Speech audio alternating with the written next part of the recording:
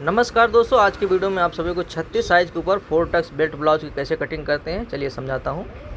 यहाँ पर देख सकते हैं सिंगल फोल्ड में अस्तर को फैलाना है। सबसे पहले माप बैक साइड का लगाएंगे। जैसे कि हमारा 14 इंच लंबाई है, 1 इंच बढ़ाकर 15 इंच पर यहाँ पर निशान लगाएंगे और दोनों पार्ट हमें एक साथ में कटिंग करना है, बैक पार्ट और फ्रंट पार्ट। इसलिए हम इस तरह से फोल्ड कर लेंगे बीचों बीच में। बैक साइड में जो है हमें खाली 1 इंच एक्स्ट्रा चाहिए रहता है, लेकिन फ्रंट पार्ट में हमें 1.5 इंच एक्स्ट्रा चाहिए रहता है। तो इस तरह से हम फैलाएंगे तो दोनों पार्ट एक साथ आराम से कट जाएगा। यहाँ पर देखिए, जैसे कि हमारा लंबाई है 14 इंच, हम यहाँ पर 1.5 इंच बढ़ाएंगे तो हो जाएगा 15.5 इंच। यहाँ पर लाइन खींच देना है। लाइन खींचने के बाद दोस्तों अब आएंगे हम गले की चौड़ाई में। गले की चौड़ाई यहाँ पर हम 2.5 इंच लगा रहे हैं। अगर आप सभी डोरी नहीं लगाते हैं तो 2 इंच का चौड़ाई रखिए। उसके बाद शोल्डर का माप 6 इंच आएगा और वही नीचे हमें अप्लाई कर देना है। यहाँ पर निशान लगा करके लाइन को ड्रॉ कर देना है। अब आएंगे दोस्तों हम आर्म होल में। जैसे कि 36 साइज़ है तो 36 साइज़ में हमें आर्म होल का माप लगाना है 6 इंच का। देख सकते हैं 6 इंच पर हमें इस तरह से निशान को लगा देना है और यहाँ पर आगे लाइन को खींच देना है। चेस्ट माप 36 है तो 36 का 1/4 हो जाएगा 9 इंच। 9 इंच पर हमें पहला निशान लगाना है और 2 इंच एक्स्ट्रा मार्जिन दे देना है। उसके बाद आएंगे कमर के माप में। तो कमर का माप दोस्तों है इसमें 30 इंच का 30 का 1/4 हो जाएगा 7.5 इंच और 2 इंच एक्स्ट्रा मार्जिन। और यहाँ पर हम लाइन को इस तरह से ड्रॉ कर लेंगे। लाइन को ड्रॉ करने के बाद जैसे कि हम इसमें आगे टक्स लगाएंगे, इसलिए यहाँ पर हम 1.5 इंच बढ़ा देंगे और यहाँ पर हम लगभग आधा इंच बढ़ा देंगे। दोनों पार्ट दोस्तों एक साथ हम कटिंग कर रहे हैं, बैक पार्ट और फ्रंट पार्ट। तो आगे चल के हमें बैक पार्ट को कम कर लेना रहेगा। यहाँ पर हम गोलाई में आएंगे, यहाँ पर कॉर्नर पर लाइन को खींचना है और 1.25 इंच का गैप देना है। 2.5 इंच पर यहाँ पर निशान लगा देना है और आर्म होल की गोलाई का शेप हमें कुछ इस तरीके से ड्रॉ कर देना है। तो हमारा निशान लग चुका है दोस्तों। तो इस तरह से आप सभी को निशान लगाना है। अब चलिए इसकी कटिंग कर लेते हैं। तो जब तक हम कटिंग कर रहे हैं, अगर आप सभी फेसबुक पर देख रहे हैं तो फॉलो कर लेना और अगर यूट्यूब पर देख रहे हैं तो वीडियो को लाइक करके चैनल को ज़रूर सब्सक्राइब कर लेना। नीचे दोस्तों हमारा कपड़ा एक्स्ट्रा है तो इसलिए हमने बढ़ा करके कटिंग कर लिया है, क्योंकि हम बेल्ट भी साथ में निकाल लेंगे। अब देख सकते हैं ये फ्रंट पार्ट हमने बढ़ाया है तो बैक पार्ट हमें इस तरह से कम कर लेना है, ठीक है। क्योंकि हम बैक पार्ट में ऊपर तरफ टक्स वगैरह नहीं लगाएंगे तो इसलिए हमें इस तरह से कट करके कम कर लेना है। फ्रंट पार्ट में हम टक्स लगाते हैं 4, तो इसलिए हमने इस तरह से बढ़ाया है। आर्म होल को यहाँ पर डाउन कर लेना है फ्रंट पार्ट में।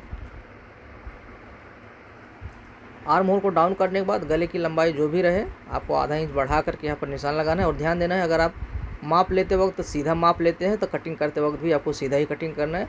अगर तिरछा लेते हैं तो तिरछा करिए, ठीक है, अन्यथा आपका लगभग आधा से 1 इंच का फ़र्क हो जाता है। यहाँ पर इस तरह से हम गोल गला कटिंग कर लिए। अब आएंगे दोस्तों हम बेल्ट में। तो बेल्ट का निशान हमें लगाना है 2.25 इंच पर। ये देखिए इस तरह से 2.25 इंच यहाँ पर, 2.25 इंच यहाँ पर।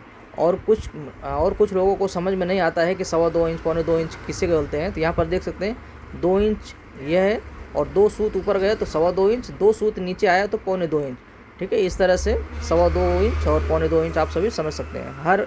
हर माप में जैसे कि 1.25 इंच हुआ, 4.25 इंच हुआ, तो इसी तरह से आप सभी समझ सकते हैं। उसके बाद यहाँ पर हमें 3.5 इंच का गैप दे देना है और यहाँ से हम 1.25 इंच का निशान लगा देंगे। और नीचे देखिए दोस्तों, जो 3.5 इंच का निशान लगाया वहाँ पर हम लगभग 1.25 इंच नीचे डाउन करेंगे और कुछ इस तरीके से बेल्ट का निशान हम लगाएंगे। देख सकते हैं कुछ इस तरीके से बेल्ट का निशान लगाना है।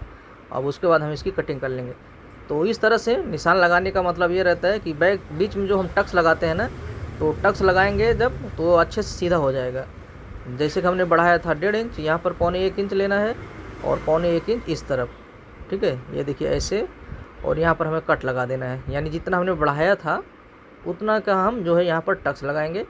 यहाँ से हम बेस्ट पॉइंट माप लेंगे 10.5 इंच पर, यहाँ पर निशान लगा देना है तो टक्स की लंबाई यहाँ तक आएगा। ये देखिए इस तरह से मिडल का टक्स ये हो गया दोस्तों।